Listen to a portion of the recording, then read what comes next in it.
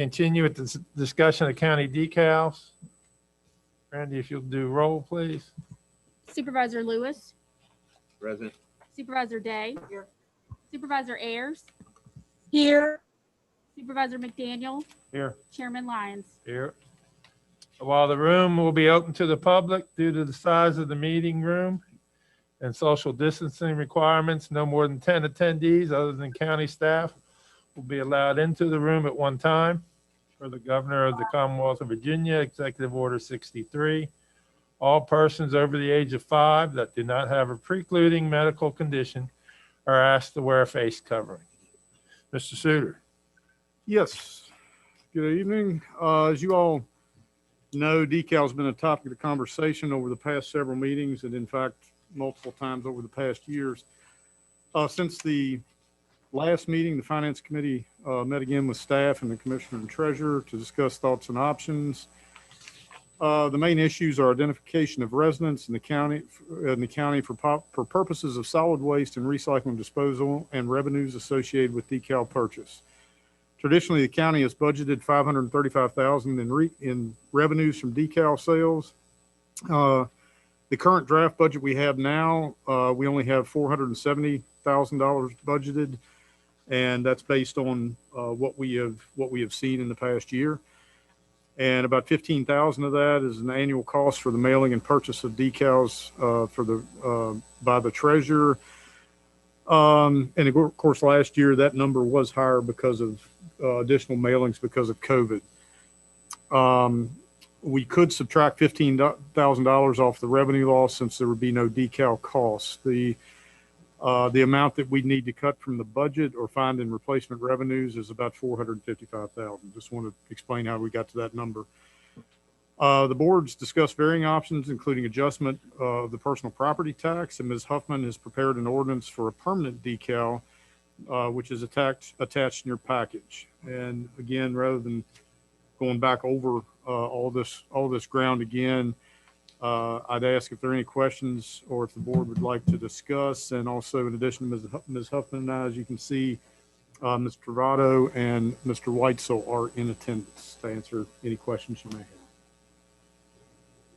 So there is the difference now is there's an ordinance attached in your package that Ms. Huffman has come up with as a result of the last meeting. Okay, thank you. Comments from the board. Personally, I would like to see a permanent decal, but I'd also like to be able to make sure we can afford to do what we want to do. I think that's the direction we'll eventually be heading, but I don't think during the middle of a pandemic it's a good time because we don't know what our revenues are going to be.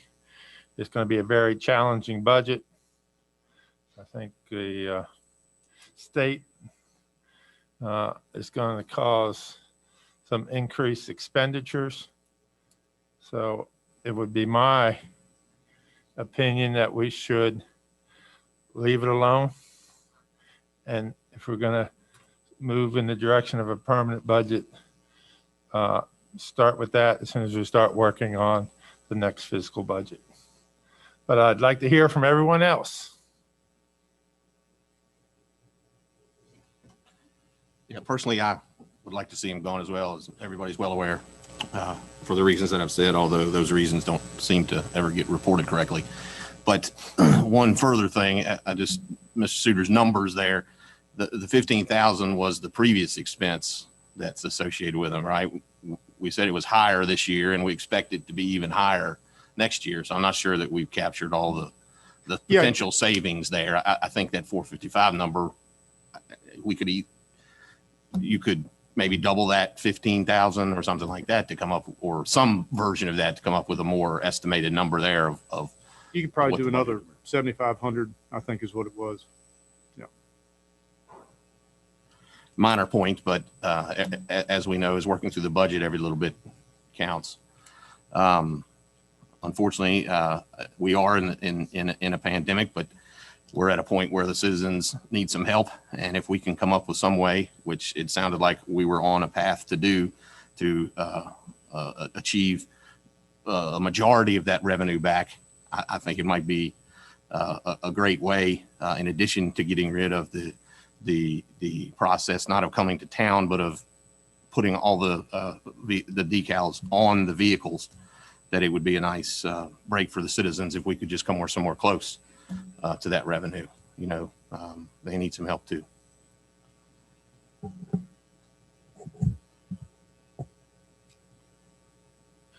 Anyone else?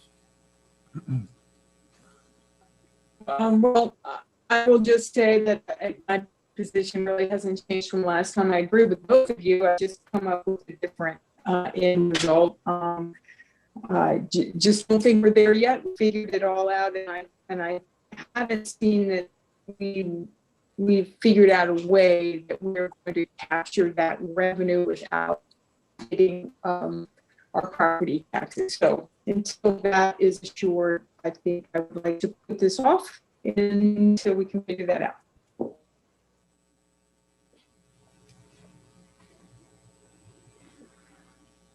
If we're all giving comments, I'm fine with doing away with it. I don't see the need for a decal at all. And I'm not in favor of increasing the personal property tax because I don't think it's fair across the board. And if we could always tighten our belts, do with a little less, and make do with a little less revenue, is my point of view.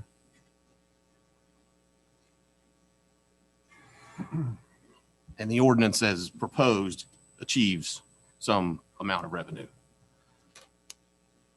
Yes, sir. Small amount. I thought last time we were with the one-time thing generated 250 or something. I don't know. I was thinking it was 90,000. It was only 90 for I think so. one time. Right.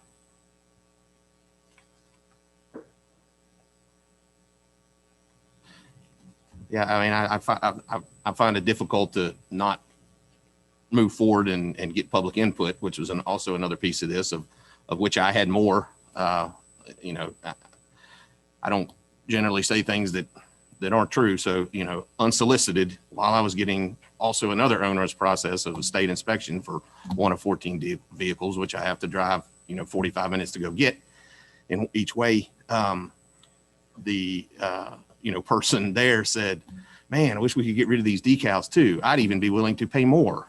So we know that we can't do that if we're just doing it for one vehicle, as from conversation last time. But I just, with the majority of the board wanting to get rid of them, I struggle with laying it on the table again, after 10 years. It's just, I can't wrap my mind around how we wouldn't want to, move forward with a process that I keep hearing is something people don't want. Well, I've had numerous calls, more than I've had since I've started. And there are issues on both sides. One gentleman, farmer, called me and was quick to point out that we just increased the personal property tax last year. And he wasn't in favor of increasing it anymore to make up for the lost revenue of the decals. I've had other people call and say, I just want to get rid of it. I know you're going to have to increase my personal property tax, but I'd rather do that than have a decal. Both make good points. But even if you stay the same, there are a significant number of vehicles that have gone up in value, as opposed to when they usually go down in value. So there are going to be several people that see that increase in their personal property tax, regardless of what we do with the decal. Again, I think there has to be some way to recognize a vehicle.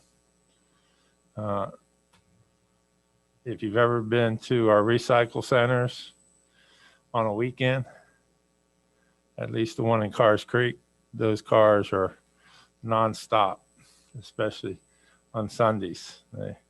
They're come rolling in there. And, you know, most people don't see what difference it makes on who puts the trash in there. But, you know, they obviously don't have a clue of what it costs to take care of disposing of that trash. So, again, I think we need something to identify vehicles. I just think we, you know, and if we're going to make up this by tightening our belts, you know, I think our finance committee has done a pretty good job of squeezing the belt fairly tight. I don't know how much tighter you can make it, but if you can figure a way to do it without raising taxes or fees, then I would be happy to support it. I just haven't seen that way yet.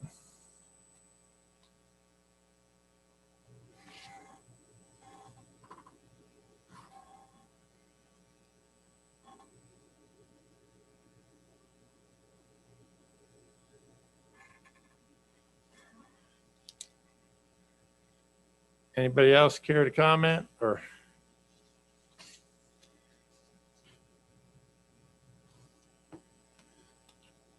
Hearing none, then I guess this work session is closed.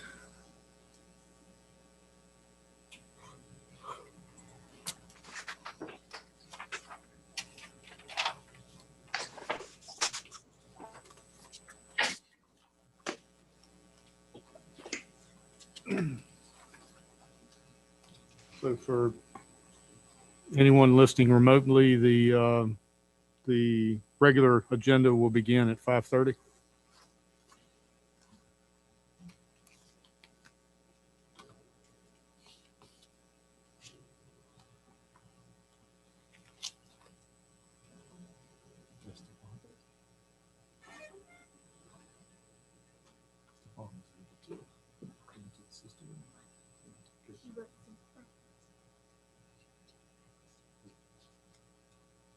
I was there.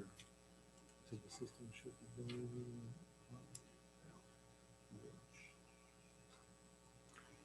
So during our regular meeting,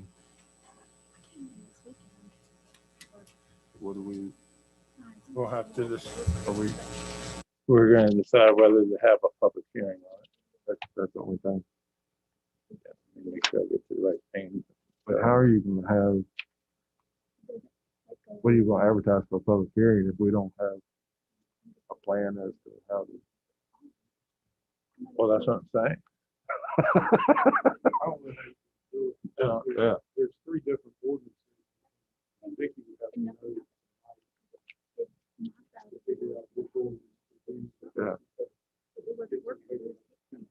Yeah, and that's what I'm saying. That given that it's March, that if we want to move forward with that, we really need to do it in the next month. Current one. Working. Give us time to do it right. Yeah. It'd be great to do it. But I just don't see where we have time to do it right. I mean, you guys have done a good job on the budget, but I don't think you can take another 400 or something out. Oh, we're good. It's like, make a lot of people. I should take that back. Yeah. Well, you know, you only got 10 people come to meetings, so it can't be. Yeah, I think that would change. Yeah. Yeah, probably.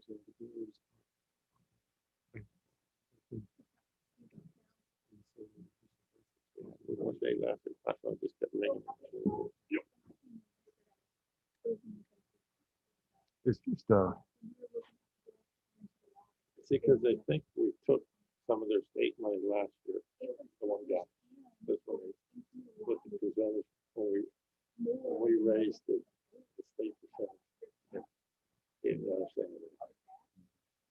and understand that we don't run a fire. Yeah. We should tell them that we're both, we've always been.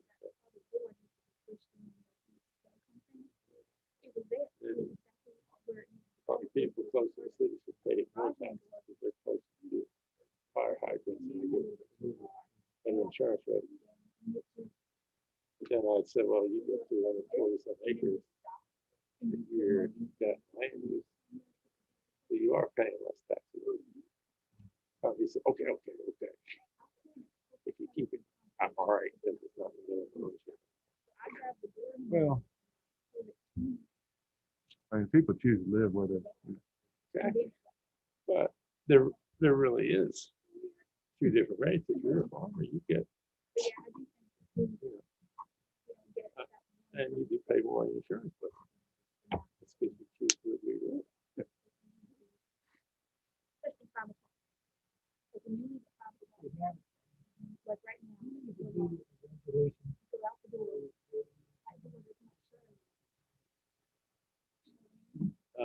Not today. Yeah, no. Yeah.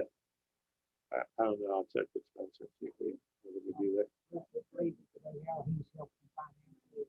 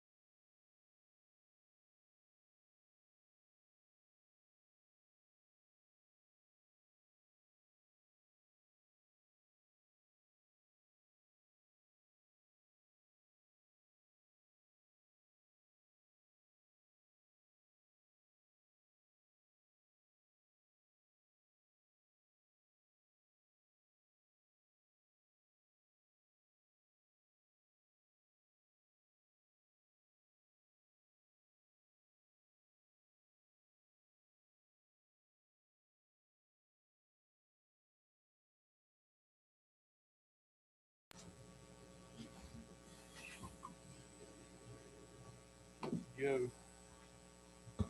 Stefan, are we ready? Yep, you're unmuted now. Okay, thank you. We'll call this meeting of the Rockbridge County Board of Supervisors to order. At this time, we'll ask Brandy to take roll. Supervisor Lewis, Present. Supervisor Day, Here. Supervisor Ayers, Here, Supervisor McDaniel, Here. Chairman Lyons. Here. At this time, we'll have an invocation followed by the pledge. Heavenly Father, we thank you for the many blessings you bestow us. A beautiful day today. Please come down to us and help us make wise decisions for the betterment of all in the county. I ask these in your name. Amen. I pledge allegiance to the flag of the United States of America and to the republic for which it stands, one nation, under God, indivisible, with liberty and justice for all.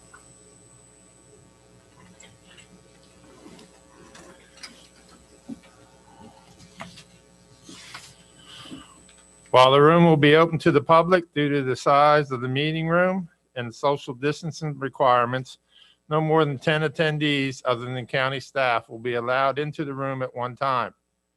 Per the Governor of the Commonwealth of Virginia, Executive Order 63, all persons over the age of 5 that did not have precluding medical conditions are asked to wear a face covering. We will do our best to take citizens' comments remotely during the citizen comments portion of the meeting. There are 2 options for citizens to offer comments. To join by telephone, you may dial in on one of the numbers listed on the county website. Webinar ID and password are there for your convenience. Citizens wishing to simply view the meeting live or after the fact can do so on the Rockbridge County Board of Supervisors YouTube channel. And that's also available on the county website. If you wish to make a citizen comment as a Zoom meeting participant, you will use the raise your hand feature. You can press the raise your hand button on the bottom of your Zoom window or press *9 if you are calling in by phone. Are there any changes to the agenda? Hearing none, we'll keep the agenda as is. I'm sorry, Mr. Chairman. I see the Horse Center update on there again, but I don't see Mr. Nicholson again in the audience. Are we having that? He'll be promoted. Okay, I talked to him today and sent him. He's gonna he and Zoom, okay. Sandra, It's going to zoom in. just wanted to be sure that was on. unless something happened, I can't guarantee you. Okay, recognitions and presentations. Yes, Stefan, can you promote Jay Scudder as a panelist? And Jay Scudder's been the city manager of Buena Vista for over 9 years, and he is set to retire this month. And I somewhat surreptitiously conspired with some of his staff to put out or to put together some language into a resolution. And I believe Chairman Lyons is going to read that. Yeah, a resolution expressing the appreciation of the Board of Supervisors of Rockbridge County to William P. J. Scudder on the occasion of his retirement after 9 years as manager of the city of Buena Vista and 32 years of public service in the Commonwealth of Virginia. Whereas William P. J. Scudder was hired as the Buena Vista city manager in 2011, bringing a bachelor's of science degree in public administration and public policy from James Madison University and over 20 years of prior public management experience in the Commonwealth. And whereas, as the second longest serving manager in the history of the city, Jay has worked diligently for nearly a decade in the interest of the citizens of and visitors to the city of Buena Vista. And whereas success achieved by the city of Buena Vista and the county of Rockbridge are ultimately and inextricably linked. And whereas Jay's loyalties have always rested squarely with the city of Buena Vista, resulting in the occasional disagreement with the county which surrounds it. And whereas despite these occasional differences of opinion, Jay has maintained a consistently open line of professional communication.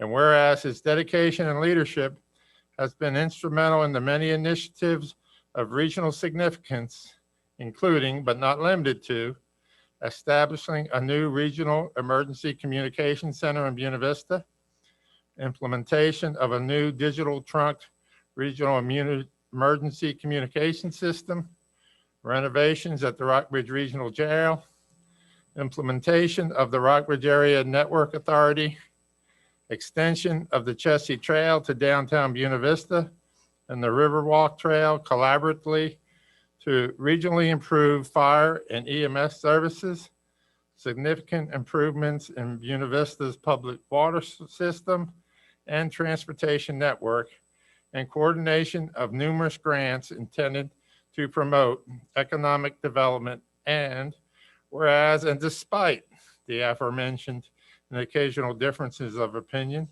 the County of Rockbridge recognizes and appreciates the time, effort, thought, and energy exerted by Jay in a collaborative pursuit of these initiatives, which have and will continue to benefit our regional family. Now, therefore, be it resolved that the Board of Supervisors of the County of Rockbridge, Virginia, does hereby express deep appreciation to Jay Scudder for his many years of dedicated service to the citizens of the Rockbridge region, and offers sincere congratulations and best wishes for a happy and productive retirement, adopted this 8th day of March, 2021. Wow. Congratulations, Jay. Well, thank you, Chairman Lyons and other members of the board and, previous members. It has been a pleasure to work with you all over these years collaboratively, for the best interest of things in our region. And, the strong bonds that we've had, even though we have had sometimes different views of opinion, it's been super working with you all. And like I said before, I've been honored to be able to serve the city of Buena Vista and our regional partners of Rockbridge and Lexington. And that was a wonderful resolution. And I want to thank Spencer in particular. We've worked so close together all these years, and it's been a good run. And I really appreciate that resolution. Thank you very much, and look forward to seeing you guys in the future in a different role. Okay, So thank you. And best wishes. Thanks, Jay. Thanks, folks. Do we have a motion to approve the resolution as read? So moved. And second? Second. All right. Mr. Lewis? Aye. Mr. McDaniel? Yes. Mr. Day? Yes. Ms. Ayers? Yes. And the chair votes yes. Thank you all. Citizens' comments?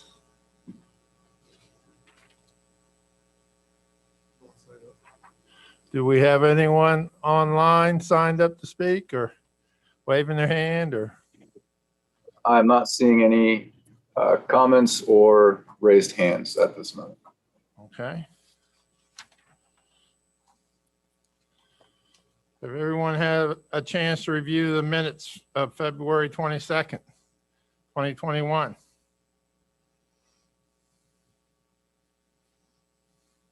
Make a motion to approve as presented. A motion to approve. Do we have a second? I'll second. And a second. Mr. McDaniel? Yes. Mr. Day? Yes. Ms. Ayers? Yes. Mr. Lewis? Aye. And the chair votes yes. Consideration of the county financial package. Mr. Bolster? Good evening, Mr. Chairman and members of the board. If you go to your financial package within board docs, the first item you'll see is a memorandum, and it's got a series of activities. We'll start with the Commissioner of the Revenue. Items 1, 6, 7, and 8 are linked. They are associated with the business professional occupational license season, and business personal property. And so there's some entering and auditing of reports. And outside of that, he's continuing to work on applications for tax relief for the elderly and disabled, helping citizens with state income tax preparation and processing, Just a note on that, May 1st is a Saturday, and so the state allows state income taxes to be submitted the first business day after, if it's on a Saturday, Sunday, or a holiday. And then starting preparation for the first half real estate for calendar year 2021, and then doing the monthly reconciliation with the DMV report. So if there's no questions for Mr. Weitzel, we'll go ahead and transition to the treasurer's activities for the month.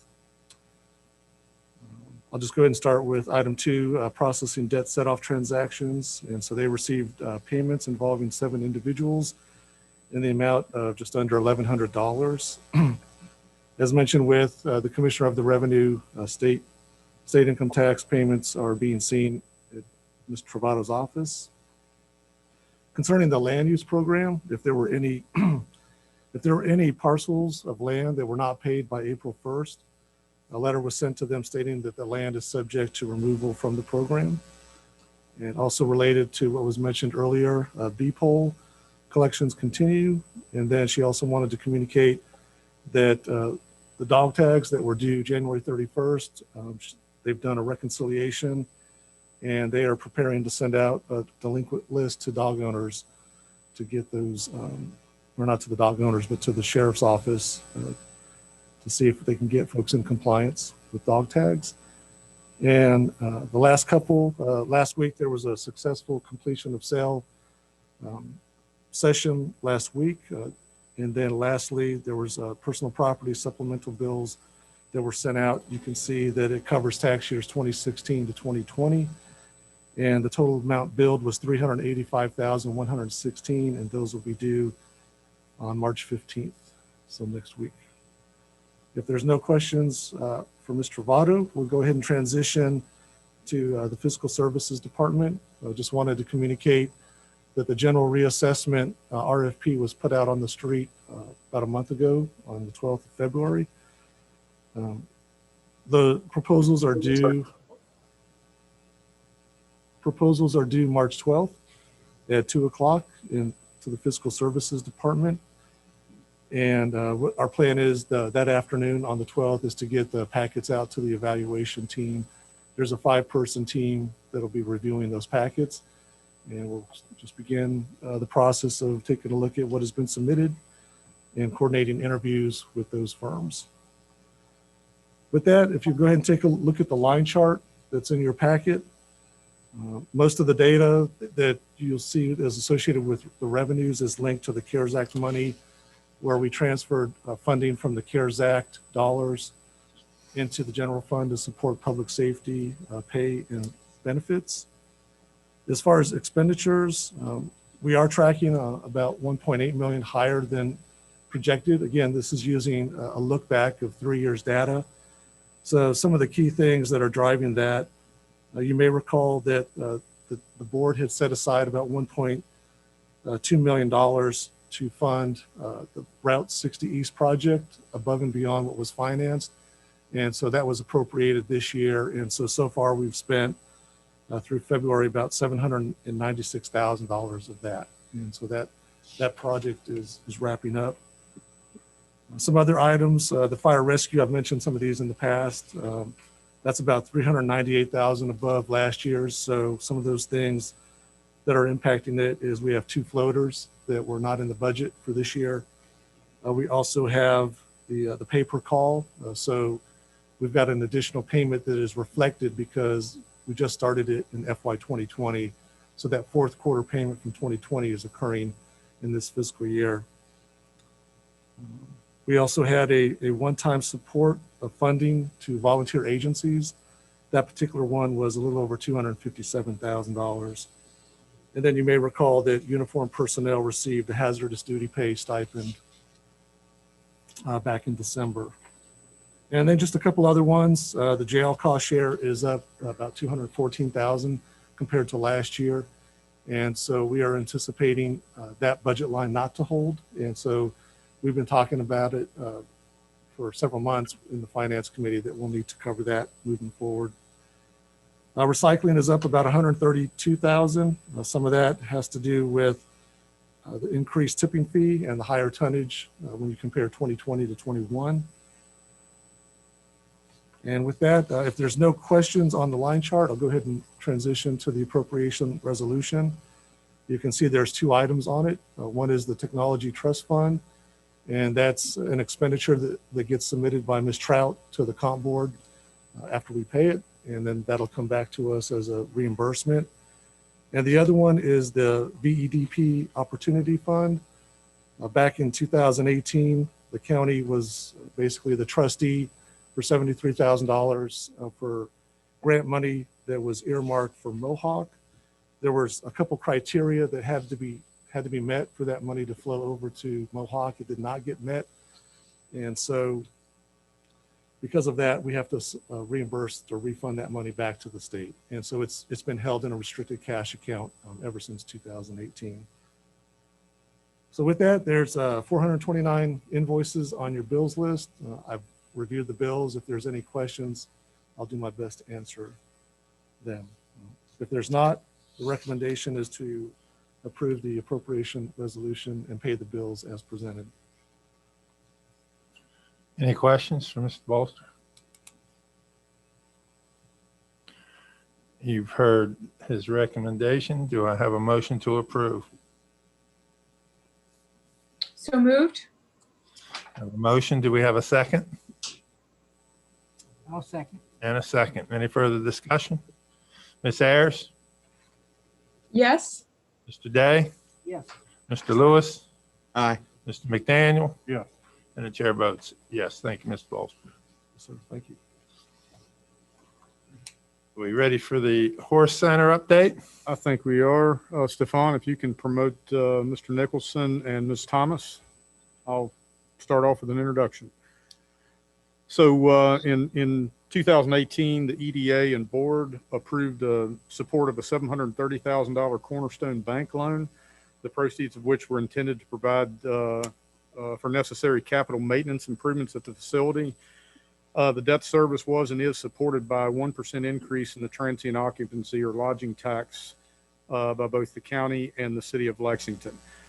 Part of the agreement includes the requirement for the Virginia Horse Center to make an annual report on usage of the funds, and they first make this to the EDA, which reviews it, and then generally just passes it on, approves it, and sends it on to the Board of Supervisors. So on February 16th, Virginia Horse Center retiring CEO John Nicholson and CFO Sandra Thomas did provide that report to the EDA. The EDA did approve the report and recommended submittal to the Board of Supervisors. And the items are attached in there. It's a listing of the CIP projects supported by the loan proceeds, which you'll see are all complete. The November 2020 financial statement and their audit report, just as supporting documentations. And Ms. Thomas is here, as is Mr. Nicholson, to provide an update. So with that, I can turn it back to you, and you can turn it over to them. We can turn it right over to them. We're ready. I don't know who wants to go first. You're muted. John will go first, but John, you're muted. Okay, Ms. Thomas, we're ready for you. Okay. John- Good evening, everybody. Thank you for inviting us here. You know what, John was wanting to start off by saying that, you know. Hey, we- Sandra, I think Yeah. he's Yeah, muted now. Yes. Okay, And so thank you. thank you, Sandra. And I apologize. I'm having technical difficulties, but I hope I'm coming through loud and clear, at least in terms of audio, if not video. Yes, you're loud and clear. Oh, okay. Well, I apologize for the technical challenges that came my way here in the last few minutes, but and we can look forward to Sandra's more technical update. And I appreciate what Mr. Suter, his update. We've had an interesting year, Mr. Chairman and members of the board, obviously, as we all have, involving the response to the COVID issue. I was very proud and remain proud of how we responded. We were forced to shut down essentially from March 14th to June 11th. And, but I think we protected our employees the best we could and behaved and did everything we should in a responsible manner. We were able to convince the Secretary of Agriculture and the governor's office that we were going to reopen responsibly and in a strong manner on June 11th with the Bonnie Blue Horse Show, which we did and did very successfully. I'm proud that our protocols for COVID have been rigorous and have been well enforced and well respected within, I think, the general community, but also within the horse community. As a result of that, beginning in our fiscal year of July through December, the first 2 quarters of our fiscal year, I'm pleased to report we've had the best 2 quarters perhaps of our history. And I think that people in the horse community throughout the Eastern Seaboard and beyond have been impressed with what we have done and therefore have wanted to show their horses at the Horse Center. We added 3 new shows this fall, 3 brand new shows and 2 new shows this winter as a result of other facilities not being able to be open. But we've done it safely and responsibly. We've had little or no incidents or criticisms regarding our response to the COVID challenges. So we're very pleased with that, and we're pleased to report that to you. In the last year and a half or a couple of years, we've been also very pleased that the people that care about the Virginia Horse Center, who are Virginians and others, have made a significant capital investment into the Horse Center. We have renovated one of our 8 barns totally at a cost of something in the neighborhood of $750,000 as a result of private investment. We have another $500,000 investment in another barn that a different person who supports the Horse Center is doing. We have a beautiful memorial park that is in the center of the Horse Center that wasn't there a year ago as a result of a donor wanting to honor his wife. We have brand new LED lights and brand new fans in the Coliseum of the Horse Center, once again privately funded. We built a new international competition ring, once again privately funded by a number of people who are interested in promoting international competition at the Horse Center. And we are also in the process of installing LED lights and upgrades to our East Complex, which is a different Coliseum within the campus of the Horse Center. We've upgraded our technology, our IT, and that was paid for privately as well. So I think when we look back on the challenges that were presented to the Horse Center some 5 or 6 years ago when things were not well, and even the sustainability and even the future of the Horse Center was in question, we were asked to make sure that our supporters capitalized the Horse Center, and that if the Board of Supervisors supported us with the occupancy tax, that we would do our part in enhancing the general condition of the Horse Center. And I'm pleased to report to you that I think we have. We had Chimera Economics and Analytics, also privately funded, do an economic impact analysis for the Horse Center. And this came out really shortly before the pandemic. And I know we published it, and it was in the paper and published publicly. but I might submit that given all that's happened, it may have been forgotten. But the results of that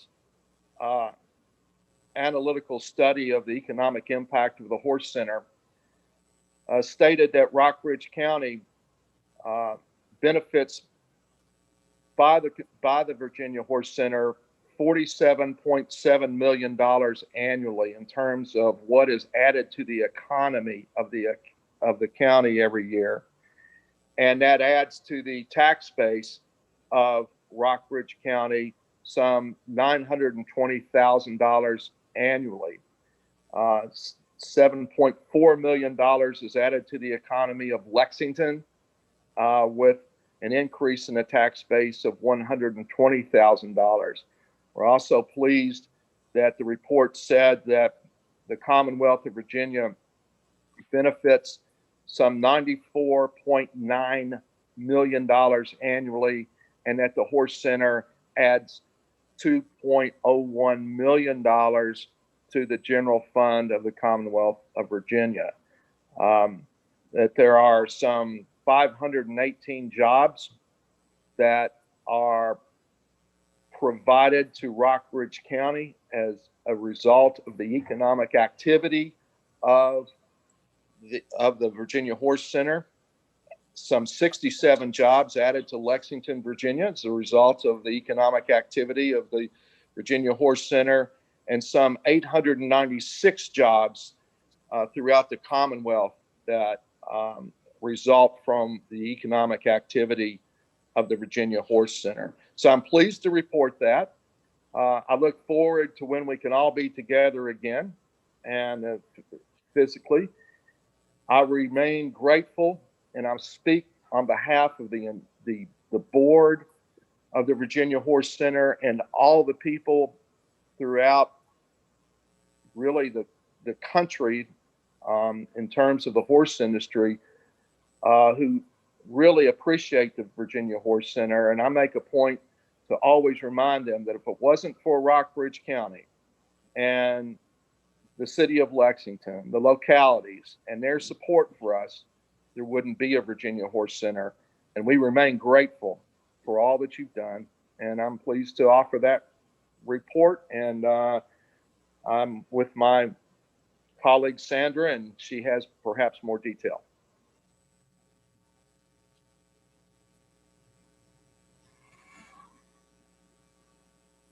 Thank you, John, and good evening, everyone. Am I able to share my screen? You should be. You should be able to. Well, this happened with the EDA that for some reason I'm not seeing the documents I want to share are not showing up as shareable. So I don't think maybe with this way this is set up that I can, because I had verified that I could share. So what I wanted to talk about was, as Mr. Suter started the meeting about the $1.5 million loan that the Horse Center took out from Cornerstone with the support of the city and the county. About half of that loan was used to repay New River Bank a loan, leaving about a little less than $740,000 that we were able to spend for deferred maintenance projects. That money, you have a report of how that money has been spent. All of the projects are complete. The money primarily was used for stormwater improvements and some resurfacing, and all the projects that John just described to you. We have had gifts of approximate $2 million that we have spent in refurbishing the barns in the Memorial Park and in the new competition arena. But the stormwater management had to be done before any of that money could be spent to ensure that those projects were stable and did not get washed away and did not have erosion problems.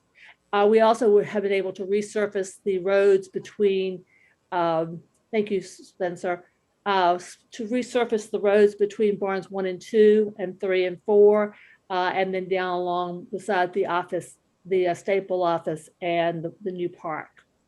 You'll see some smaller amounts on the, so that's the first 3 lines on this report.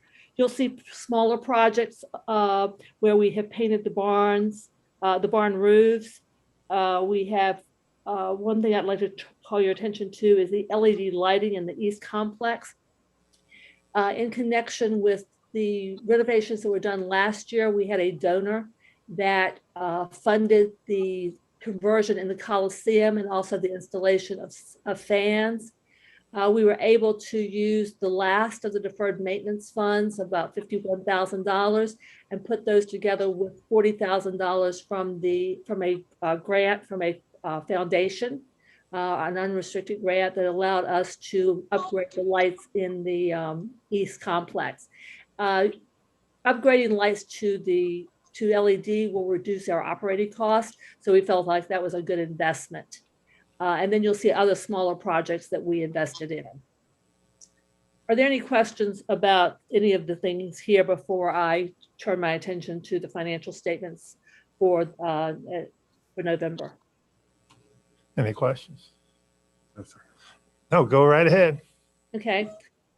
So as John said, we have had extraordinary time since we reopened in June. We have gone from so this really looks from July to the end of November. In 2019, we had expenses in excess of what we generated from renting the facility and from our shows. And this year we have had revenues in excess of those expenses of $200,000. We have had increased revenues of about $325,000, and we had increased costs because of the COVID screenings and COVID supplies that we had to purchase. So really, from an operational standpoint, we have been able to open when other people could not open. We had very rigorous protocols in place. We strictly enforced those and allowed us to allow people to get on their horses and to show, and our constituents have been very pleased and have shown up and given us their support. The last thing in your package is the audit. That we had a clean opinion, as we normally do. This is generally issued in September. This year it did not come out until November. The audit work was deferred because of COVID. Our staff has a lot of things on their plate right now, so it took them a little longer time to get the audit financials closed, and that's why the last financials that you have are November. We are not getting books closed as quickly as we were because my controller is also in charge of HR and is the person that whenever we have a COVID question, she has to address that. Are there any questions about anything that we have presented or about anything else at the Horse Center? I don't have a question, but I think it's something that wasn't necessarily said, but I think is true, is that of the many of the capital projects that you all described, we were able to use local vendors for several of those, weren't we? Weren't you? Yes, we have used local vendors for everything. I think the furthest, well, we've used local vendors, we've used local construction people and painters and things like that. We've had to order from away from here, the stall doors, and some of those things, but we have used local people as much as we possibly can. And it's just another piece of the economic impact. Correct. Yes, and that is part of the economic impact. Yes, absolutely. I think that's important, and I appreciate the question. It's a good question. And other than very, very specialized things relating to horse footing and things like that, which is other than that, we make a priority of using local companies to do all the construction work at the Horse Center. Thank you. I have one comment question. I'm very pleased to see the LED lights replaced. I'm thrilled that you had a donor that felt strongly about that particular thing. I can't help but see that your electric bill is quite very expensive, and wondered if there's any interest consideration towards using your roofs for solar for that offset. John, if I could address that, because I've talked to Jeff about that today. We have a board member who is the former CEO of a utility company, and he is working on that right now. He and I talked about it today. He is looking at whether it's a good idea for us to do it, how expensive it would be, and he is working with 2 different organizations to get proposals. So we're in the process of evaluating that. Well, I would really like, if you don't mind keeping me up to date on that, that would be great. Thank you so much. Any other questions? John, I want to personally thank you for all you've done for the Horse Center during your time there. It certainly seems like you're leaving it in a much better shape than you found it. And we've enjoyed working with you, and hopefully you'll have a great retirement and be able to relax and do something you really enjoy. So thank you on behalf of the board. Thank you, and I'll always be appreciative of the support that myself and our team has received from the board, and I'm very appreciative of your remarks. Thank you. Okay, we'll move on to health benefits update. Spencer? One other thing. I'm sorry, Mr. John, are you still there? Or did you go? Yeah, yes. Just a minor note on the solar thing, as the Horse Center liaison, if you could keep me in the loop there too, I'd appreciate it. Absolutely. We'll certainly do that. And if I could interject, we're still in the process of transition, so I'm going to be with you guys for a little period of time for a while. So I'm not saying goodbye immediately, and I'm still looking forward to working with you through this transition. Okay, thank you. Mr. Suter? Yes, the health benefits update. So at the February 21st meeting, the board received a comparison of the cost data for the local choice renewal and self-funded options. Mr. Gordon presented that with One Digital. It was anticipated that Cigna and Anthem would then review the most current claims as of February 17th and then provide updated proposals. As opposed to the information printed in your agenda package, which was the best info we had at the time of posting, Cigna has in fact further reduced their quote. Anthem did not ultimately reduce their original quote, but Cigna further reduced that. And Jim Gordon with One Digital, as I said, he will be zooming in tonight to discuss, and I believe he's already been promoted. We're currently a little ahead of our normal schedule, in that April 1 is the date when we need to provide our current benefits provider local choice with a decision. However, the sooner we can achieve a heading, the better. We have a meeting scheduled tomorrow with the heads of agencies that are covered under the county's blanket plan in order to discuss the outcome of tonight's meeting and options moving ahead. If the board chooses to continue pursuing the self-funded option, staff will develop contribution models that are cost-effective to the county and appealing to staff as much as we can. And we'll work with One Digital to do that, and also the Personnel Committee. And finally, as discussed in the last board meeting, if we are moving in that direction, staff is requesting an additional position in Fiscal Services Department to assist with current payroll costs, which are items that we're kind of underwater on, and also the benefit workload for being self-funded. With that, I think unless I missed anything, Ms. Hoke is in attendance as well. She's worked very hard on this, and Mr. Gordon is here to, I believe, share his screen. Spencer, if you don't mind, is this the updated figure right here that we're looking at in our packet for Cigna? No, it's not. That's what I was Okay. mentioning. We gotta we've got a new one. They actually sharpened their pencil a little bit. So Jim, we can see your screen. Okay, Spencer, thank you. Mr. Chairman, appreciate everybody letting me in this evening. Really just going to echo a number of things that Mr. Suter's already mentioned. We did, after our last board meeting, went back to both Anthem and Cigna requesting kind of final and best numbers, that would be firm for the July 1, 2021 renewal. Anthem, in evaluating data that they have on the group in local choice, elected not to make any adjustments to their proposal. Cigna did. Hey, Jim, could you pause for just a second? I'm sorry. Yeah. Do we have any hard copies there? Because I can't see all those numbers, and this is the first time that we would have seen it. Is it possible to? I mean, enlarge the screen. Yeah, Jim, can you enlarge your screen there a little bit?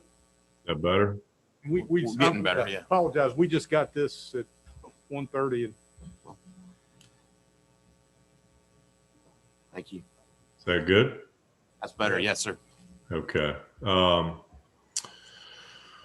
I'll try to kind of move side to side. So again, as I mentioned, really, this would be the column we'd focus on here. As Mr. Suter had mentioned, we went back to everybody again. Anthem did not make adjustments to their proposal, so that's going to be here in line 10. Their expected cost is coming in at 2.139 million, which is about a 15.7% increase over the current cost for local choice, which is $1,849,476. To just remind everybody from the last meeting, the renewal that's on the table for local choice after a one-time COVID adjustment down from 8% is 3.7 or a 1,917,000. Cigna did go back and look, and on the fixed expenses, which would be the administration of the claims as well as their reinsurance costs, they did reduce those about $47,000. When we last met, their projection was about 2.1% below the current liability. It is now running at 4.9% on an expected basis. So when I use the term expected, just to make sure everybody understands that, that includes the fixed costs and a claim projection. As you can see in this illustration, the expected claims Cigna has are, over $300,000 less than Anthem. So from our perspective, it's awfully aggressive. Anthem tends to have the best discounts in the market. That being said, it is a good entry point for the county. And at a mature level, I'll slide over, the maximum liability to the county would be $2,061,000 or $212,000 above the current annual spend. So in the event that it was an awful year and you had a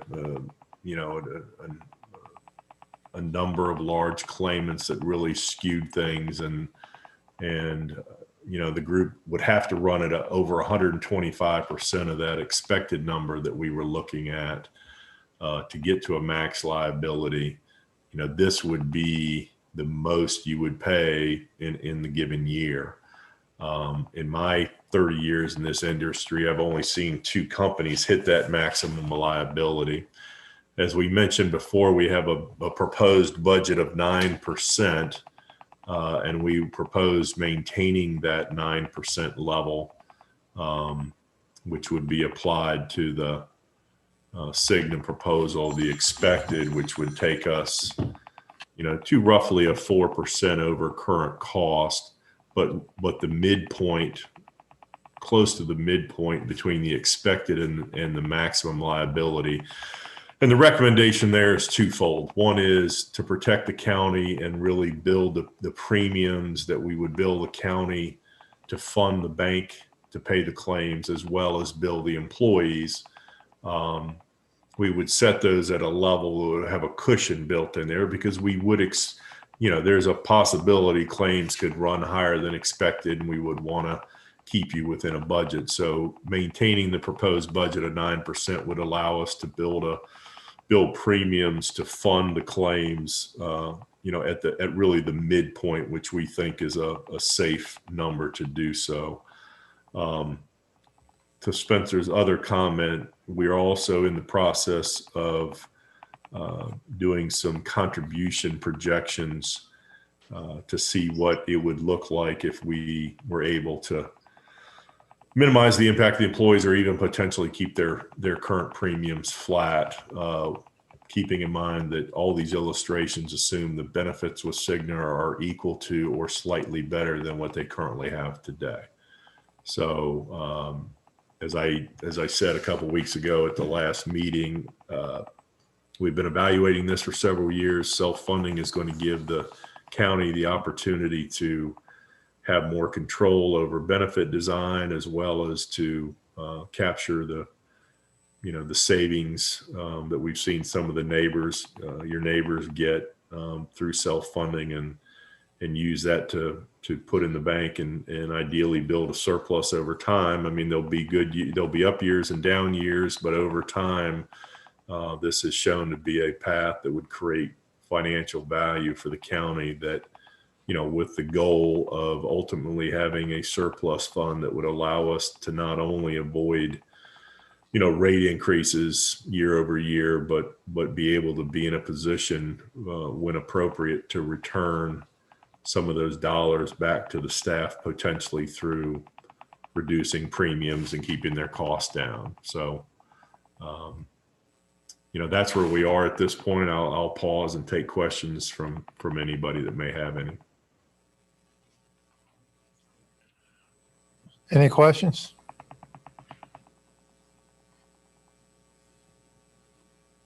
Jim, from a budget standpoint, the total maximum liability is what we should be focused on, correct?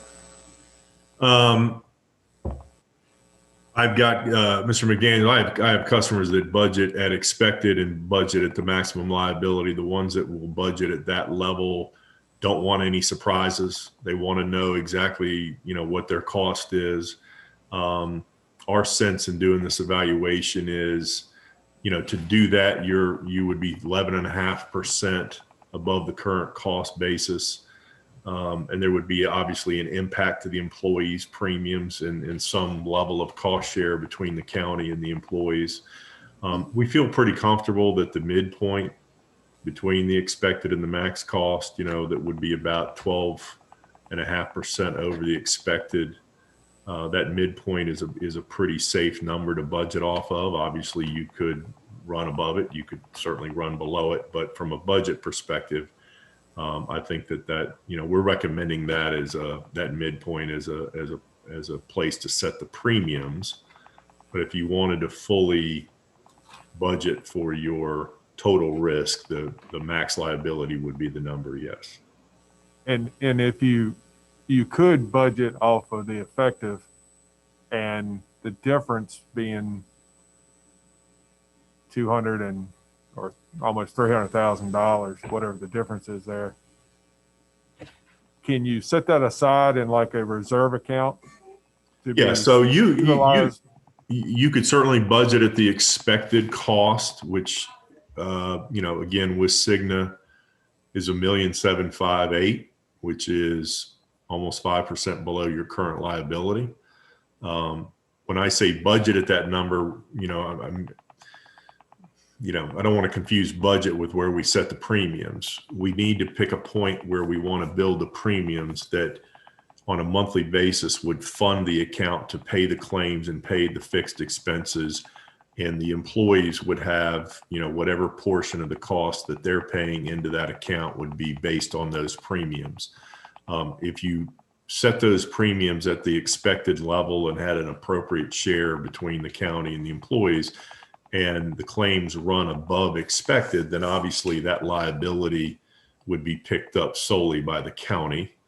And yes, if you budgeted there, and set aside $212,000, you would be protected in the event that you ran above the expected. Anything you didn't use would be a surplus. Is it 212 or is it 300? It's 212,000. So the max liability of the 261 is 212,000 above your current spend of $1,849,000. And so, but in trying to set premiums at a level that would not necessarily have to be budgeted that high, but protect the county, and also, be at a level that would not have a big impact financially to the employees. We're pretty comfortable in your first year knowing you're going to have a lag in the first 3 months of claim data, setting that at that midpoint. But what you described is another way to approach it. I was just thinking it may give us more flexibility in future years. If you have that reserve account set aside, you've already got that. And it won't have an impact on your budget annually as much as if you did. If you have the funding today to do that, that would be another way to approach it. Yes, absolutely. Thank you. Yes, sir. And we could do that with our reserved account and then have it specific. I think that's a good. Any other questions?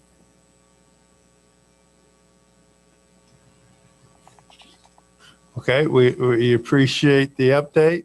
Yes, sir. And Ms. Hoke, we appreciate all your hard work too. Mr. Chairman, I'm assuming that, the board will need to make a recommendation for it, Yep. but I'm assuming from staff and from Jim, the recommendation is Cigna at this point? Well, that's what I hope we're going to find out in just a second. So, Mr. Suter, what exactly do you need from us tonight? Well, you've got options. You could, I think what we need to know is the board prepared for us to jump in both feet, move ahead, and it would be with Cigna.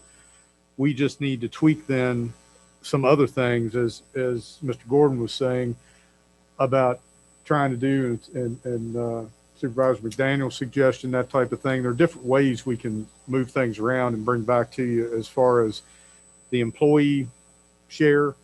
One of the whole reasons we've been trying to do this is not just to save the county money, but also to bring ourselves a little bit more in line with some of our competitors' insurance, especially in the family side, share. And so we can come back to you after we also review this with agency heads, the other agency heads that fall under the group. So we're going to have a discussion with them tomorrow. Okay. But if the board has the consensus to move ahead. I was going to say, is there anyone that does not want to move forward with the self-funding? Now's the time to speak. I think it's, again, this is one of those things we've talked about for years. So it's well thought out. Like Mr. McDaniels, we have a reserve. So I think if we can take it from and put it in a specific where it can only be used, that puts us even further ahead. And I think with the way the prices are, this is a great opportunity to make the change. So if anyone does not agree or does not want us to move forward, speak now or forever hold your peace, I guess. Because you don't need a motion or a vote yet. I don't think so. The only other question I had for Jim was if we proceed down this path, next year, how long are you locked in with Cigna, or is it an annual renewable? Yeah, it's going to be a 12-month window, and you're really not even locked into that. The one thing about health insurance is you have a 30-day notice, kind of like you do with automobile insurance, and you can change. So you're not locked into, a period greater than a year, and theoretically, you're not really locked into that. That being said,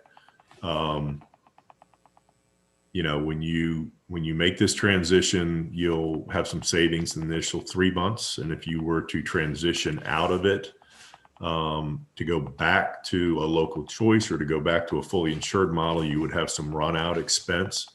But if you found yourself 12 months down the road and had a better option on the table from Anthem, you could certainly make that transition very easily. But this is a year by year decision. Thank you. Can I ask one question? With your experience, how many localities regretted this decision going self-funded? To be honest, I don't have any customers.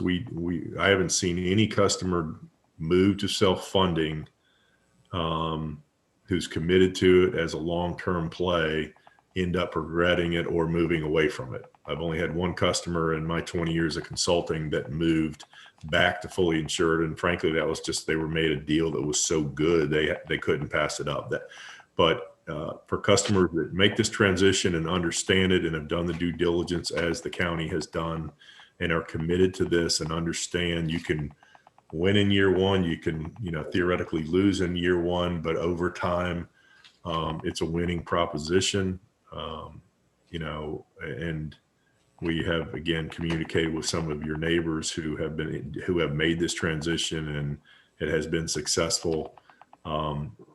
Customers who move this way stay the course, and it has given them more control and has allowed them to win financially. Thank you. Yes, ma'am. Anyone else? Hearing none, I think Mr. Suter, consensus to move forward and come back to us when. We'll come back next meeting. Yep. Okay, thank you. Thank you, Jim. Yes, sir. Thank you, Mr. Chairman. Mr. Bolster, fire rescue roof. Sir, back in early February, the county issued an invitation for bid to replace a portion of the fire rescue admin building and 911 center roof. It was to complete a turnkey project, and it should be noted that this replacement is for the only remaining section of a flat roof not replaced during the 2016 renovation of the overall building.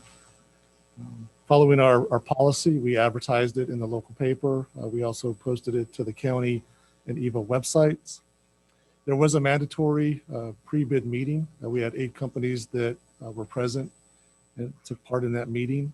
That was on the 11th of February. We did have one addendum that was issued on the 19th. We had a minor correction on the bid form, and then we just had a series of questions that came in. Nothing really significant as far as clarity to the invitation for bid.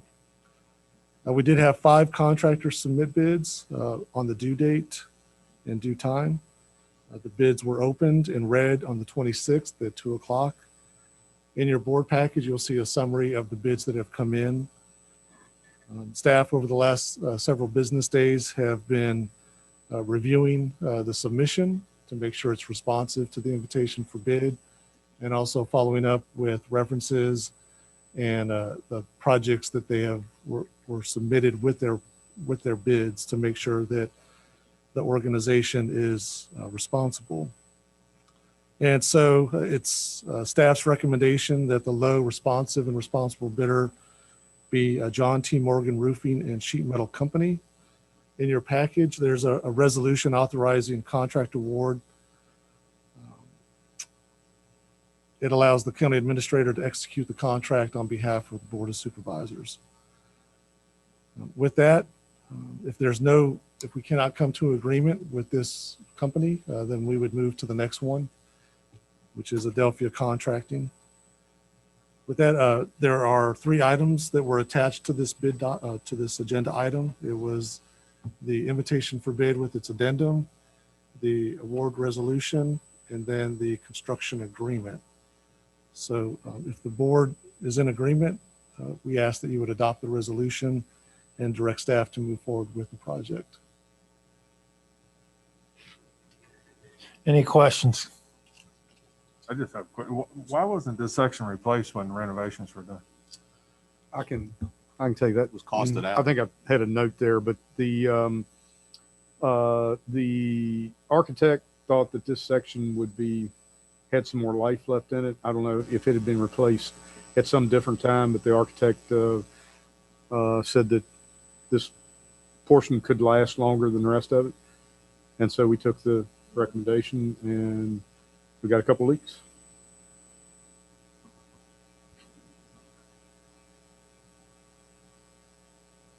Any other questions? Hearing none, is there a motion to approve the resolution?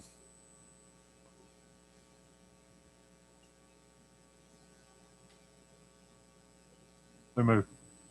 I have a motion. Do we have a second? Second. And a second. Mr. McDaniel? Yes. Mr. Lewis? Aye. Mr. Day? Yes. Ms. Ayers? Yes, And the chair votes yes. Thank you, Mr. Bolster. Ms. Huffman, the authorization to exercise the option on the Locker property for a collection center.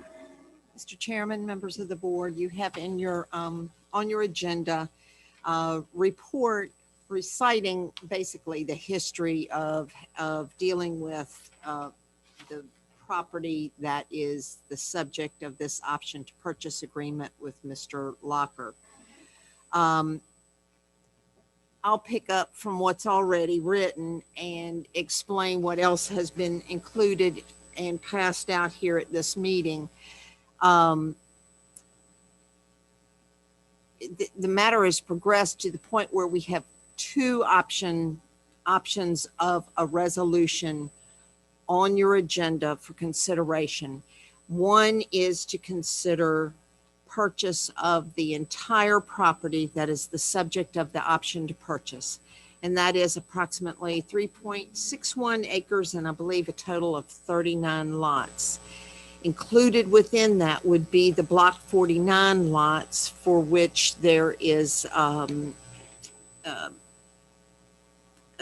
title exception or actually non-existent title as to two of the lots. Then the other option, the alternative, is to exercise the option to purchase as to the Block 66 lots only. So that is 28 lots, I believe. The difference in the purchase price between the two is about $2,200. Those back Block 49 lots are not expensive. They've been priced at $200 a piece. However, again, you would be potentially acquiring something that you wouldn't really get or purchasing a problem. And it is also very steep or much steeper back at that part of the property than the part proposed for development of the trash site. So staff has sort of recommended that you adopt the alternative resolution for exercising the option to purchase on Block 66 only. However, you also would have the option to exercise it as to the Block 66 lots and continue the option to purchase through the end of April 23rd, I believe is the expiration date for the Block 49 lots, and potentially, depending on discussions with Mr. Locker, could possibly be to extend the option to purchase on those Block 49 lots. I think the extension would have to be for a significant period of time because this has been quite a bit of time already and we haven't really had any progress made on clearing the title to two of those lots, the two unknown ones that we've known were going to be a problem from the beginning. So I'll be glad to answer what questions I can beyond that. Any questions for Ms. Huffman? Ms. Huffman, so let's say we do the first option, which is purchasing all of the lots, including the two with no title. What happens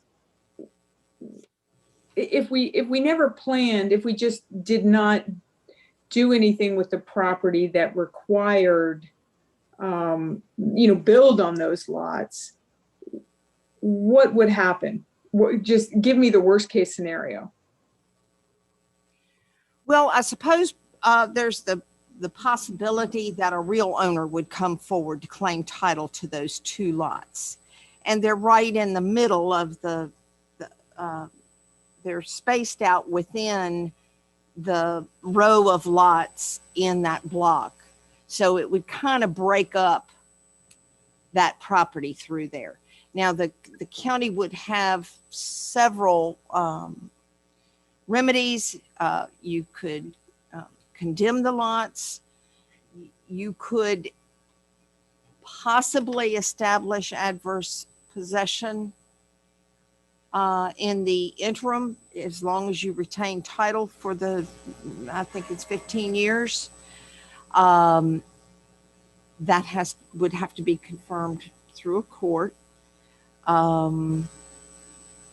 So there's a possibility of fixing it, but I guess the question is whether or not the county wants to put into, if it's important enough to put that much into fixing it. Well, from my point of view, I mean, I would rather go through the process. We have to purchase them to do the adverse lots, because we have to actually have them for 15 years, correct? Before we can take that. That's correct. Path. So if we don't purchase them now, we can't do that 15 years from now. And the problem, I mean, there would be significant issues if a landowner came through and even if we hadn't planned on using that, it would, depending on what they wanted to do with the property. So we would be put in the position of condemning or, doing this anyway. I just feel that we believe that Locker actually really did own the lots, but just doesn't have the title, correct? Actually, the lots are owned by the Glasgow Investment Company. Oh, and I'm sorry. That's okay. And so the case that was pending in circuit court was an attempt to establish title based on the fact that that company is defunct and that Mr. Locker has been paying the taxes on that property for years.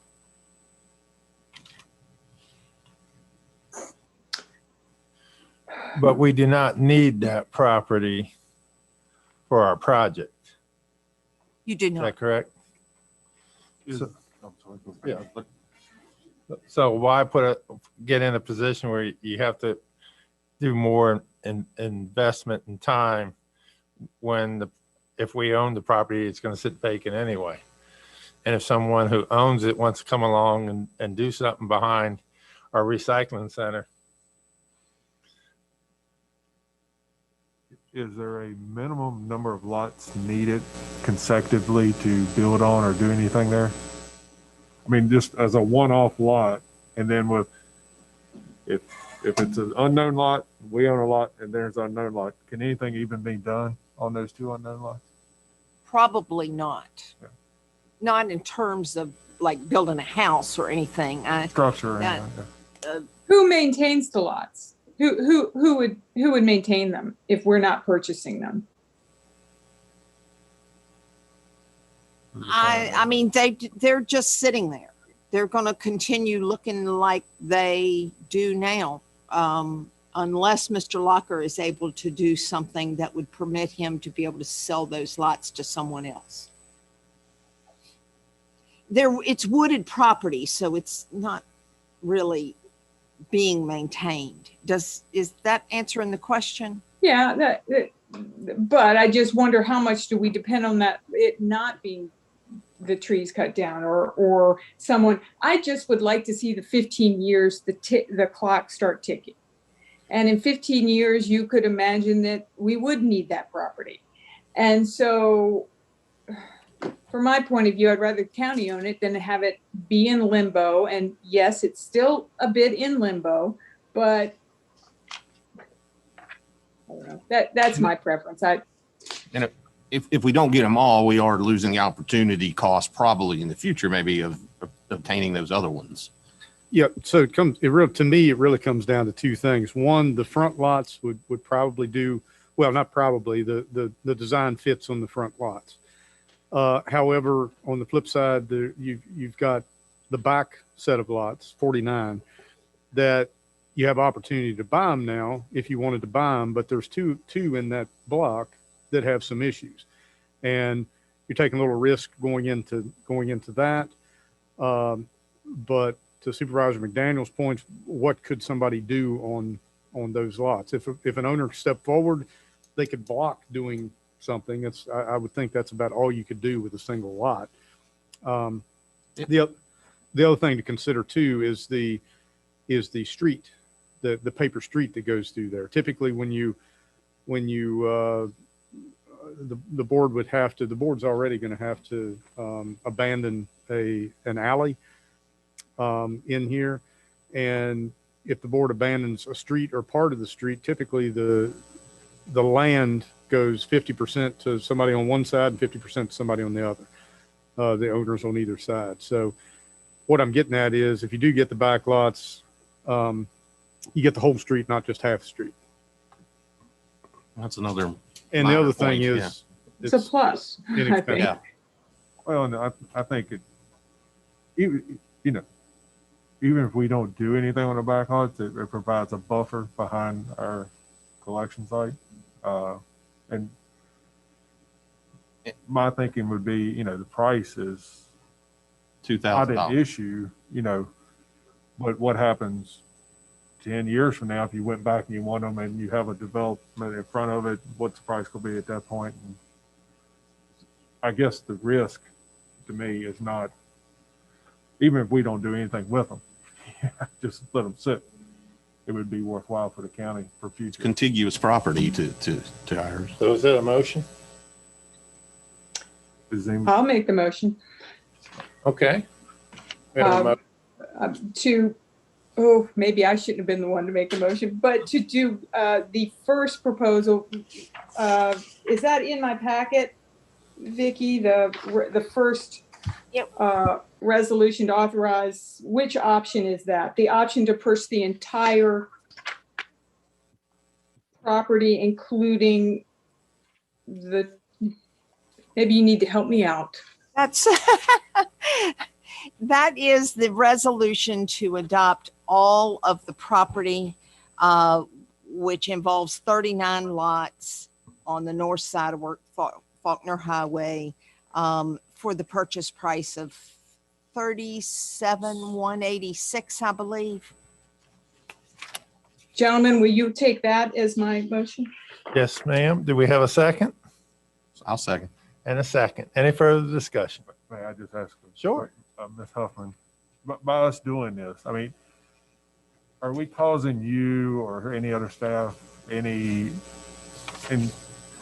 ton of additional work? I mean, my thought on it is, if we buy that block 49, we just sit on it and don't do anything with it. The facility would sit on block 66, which we have good title to.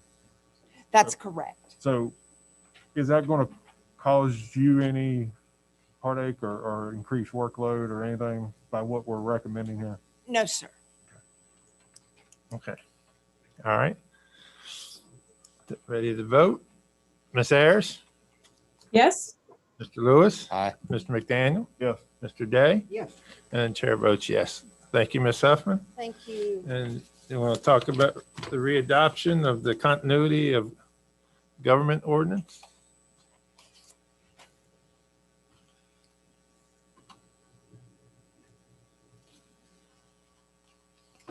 Let me see if I can find it.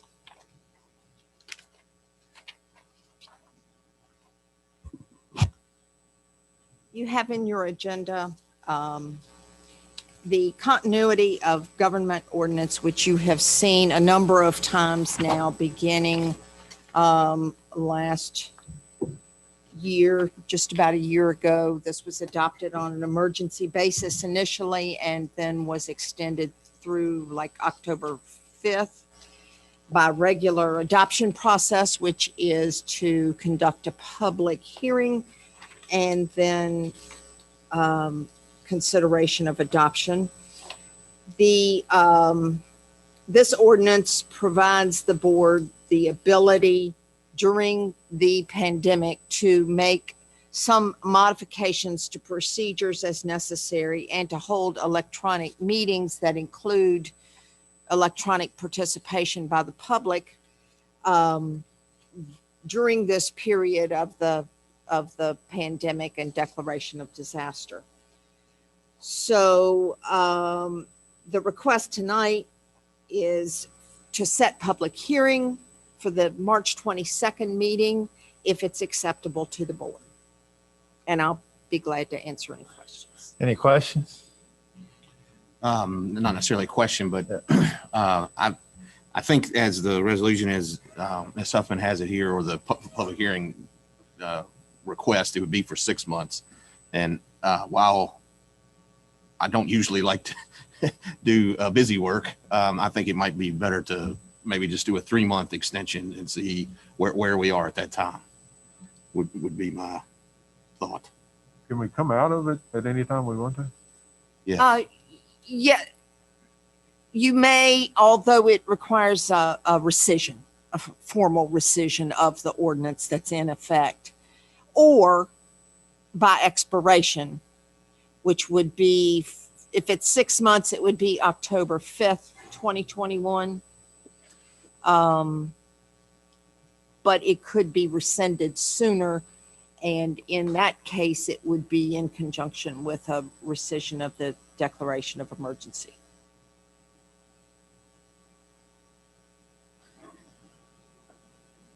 All right, what's your pleasure? 6 months, 3 months?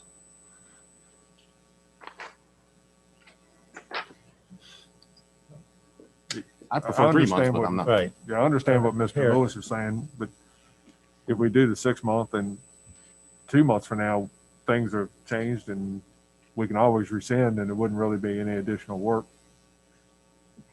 Okay. I just worry about it being brought back up, I guess, if I guess that would just be on us, or if I'm worried about it, on me. Mr. Day, you have a preference? No, sir, I just saying go ahead for 6 months, and then if we want to end it early, we can. All right, Ms. Ayers, you have a preference? Nope. No preference, either way. Okay, then it sounds like we're gonna lean towards 6 months, Ms. Huffman. Okay, Okay, so ready to take it to public hearing? I believe everyone's ready to go to public hearing. I guess we have to go to public hearing, yes? Do you need a vote to go to public hearing, or are we good? Normally, but. We can sounds like do we're one. good. Can I have a motion? So move. And do we have a second? I'll second. And a second. All right, Mr. McDaniel. Yes. Mr. Day. Yes. Mr. Lewis. Aye. Ms. Ayers. Yes? And chair votes yes. Thank you. Okay, quickly, let's move on to the county decal discussion. I think we've got a lot accomplished tonight. We finally got, leaning towards self-insurance, which has taken how many years? 4, 3, 4. Yeah, a long time. Again, I'll state my opinion. I think it should be a goal, but I just don't think this would be the appropriate time. I just don't think we have time to figure out where the money's going to come from. We're getting mixed reviews from the public.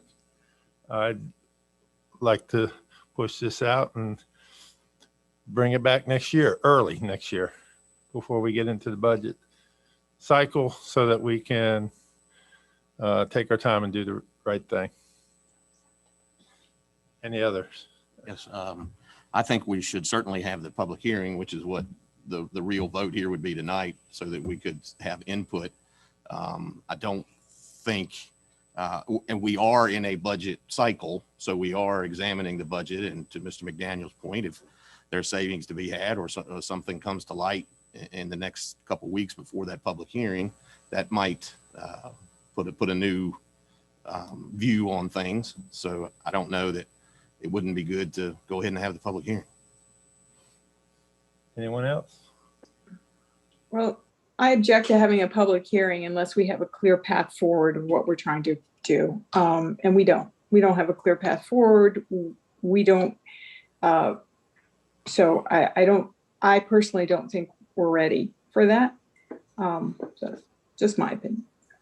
Okay, well, we do have a plan. That's what's in the request for the public hearing. If we can't find savings, then it wouldn't happen. But what's suggested is a $25 one-time this permanent sticker. Isn't that what we would be advertising for a public hearing? Well, it's not. I mean, it's not supported. To my understanding, it's not supported by the majority of this board as it is.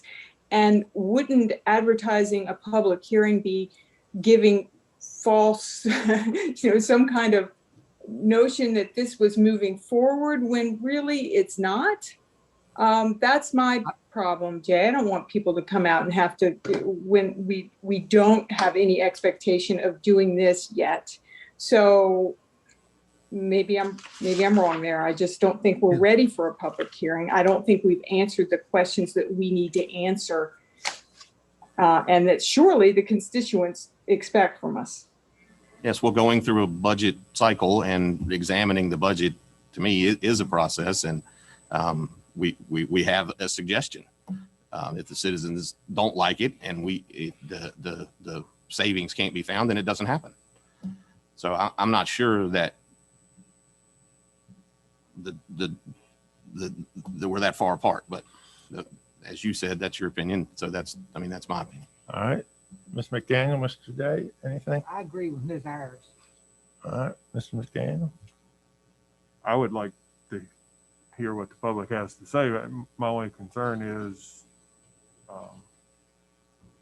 if the board as a whole is what we have in here, what we're going to advertise.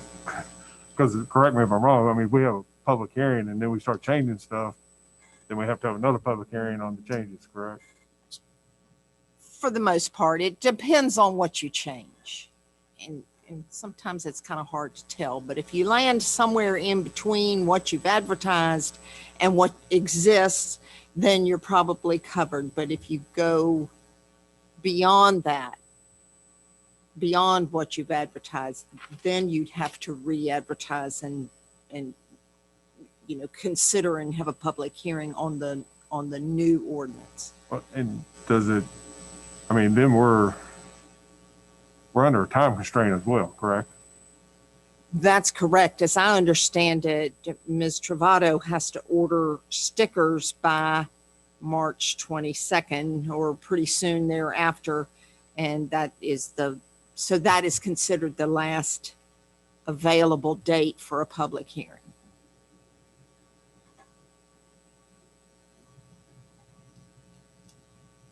Okay, I think everyone's had their input.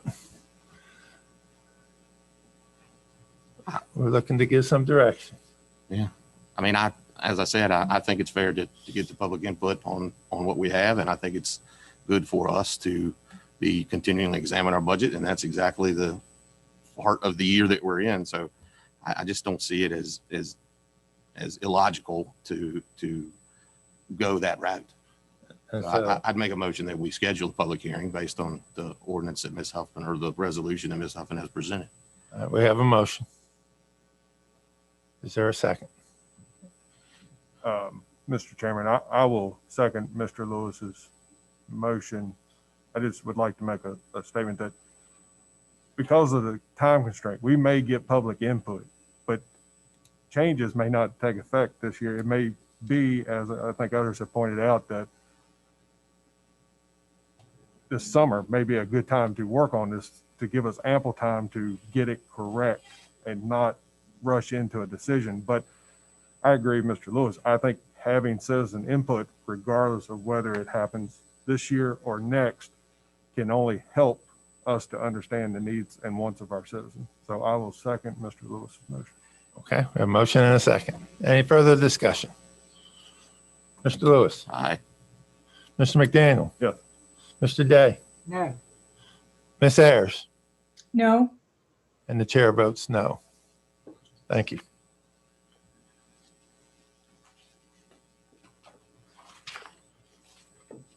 Appointments. We've got 5 minutes.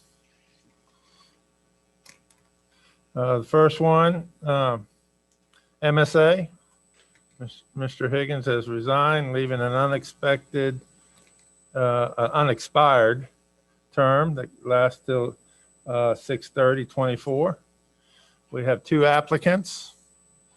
In addition to the 2 applicants, I met with Mr. Lewis just prior to the meeting, and he has an interest and believe, I won't speak for him, but that a board member should be on that as part of that authority. So let's discuss that. And Mr. Lewis, you want to? Sure. I would just offer that the policy has been for several years of this board that we appoint a board member to most of the boards that exist out there, and also the liaison role to some others. So I several years ago, I wouldn't necessarily have ascribed to us putting members on other boards, but I've found that the flow of information and the speed of that flow of information has been, I think this board has benefited from that setup. So I had spoken with members of this board some years ago in saying if we ever got to this position that, that would be an interest of mine for the purpose, A, of having a board member on. Then also, I think it's good for us to, be intimately involved with those other type of organizations. Strengthens our board as we do. So when John resigned, that was my line of thinking, is that we would continue that policy. Mr. Suter, has that been a policy, or has this just been what we tended to do? I believe in 2012, the year that I was hired, when I got here, and I'm probably a better person to answer this is Ms. Huffman, because it was I'm not going to say it wasn't a written policy, I don't think, but it was a policy that was followed by the board at that time to start putting board members on varying boards. And that's my recollection. Is it? That's correct. I don't remember that it was that specific year, but it sounds right. The board determined that in order to have someone be able to report back to the board on what was happening in these various agencies and commissions, as well as to take positions that would be favorable to the county or the board, that it was determined that it would be preferred to have a board member to be at least one of the appointees to those authorities, commissions, agencies, whatever. I guess my point is that if we're going to follow that preferred method, then we need to make sure anytime a board member no longer is a board member, that they know that they won't serve on a board representing the board. So when Mr. Higgins, he did a great job, but when he left the board of supervisors, he should have also left the MSA board, because he was the supervisor on that board. Would that be I'm sorry, Mr. I'm sorry, Tate. go ahead, Dave. No, but would that be the difference between an actual board member and a liaison? Because the liaison is only appointed while you're on the supervisor. Yeah, but a liaison is not necessarily a member of that other board. I think that I would see that as the difference. Like I'm the liaison to the horse center, but I'm not, a voting member. They're willing to let us be involved. Well, So- there would be no reason not to have a liaison and a board member. So if we wanted to put a liaison on that board we could do that and also choose a board member. Is that correct?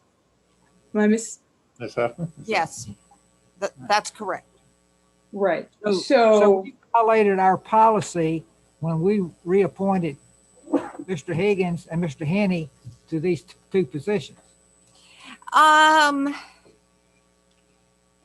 It wasn't a formal written policy. It was what that board at that time wanted to see.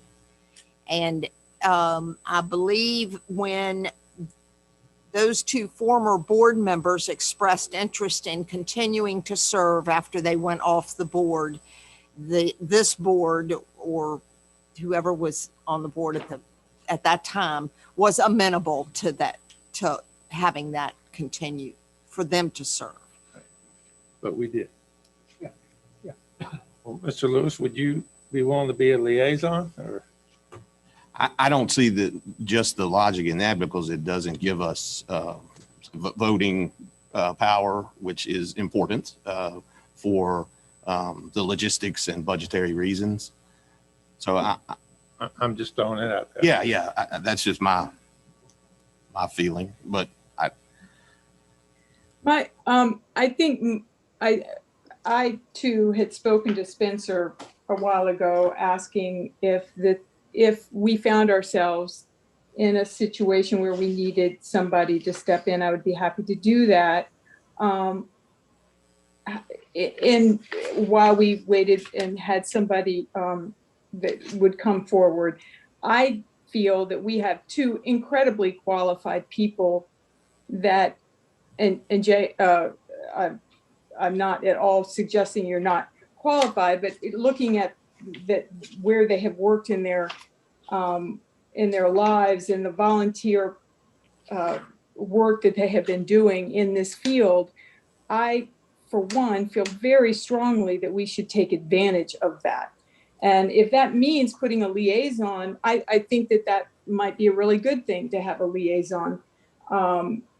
We do have county people, and up till now, I don't think anybody has suggested that we don't have, people aren't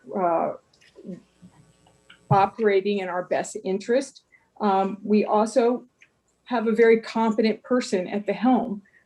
So I would really like to look to putting in, especially when people come forward to volunteer or to put themselves on these boards. I think it's really important that we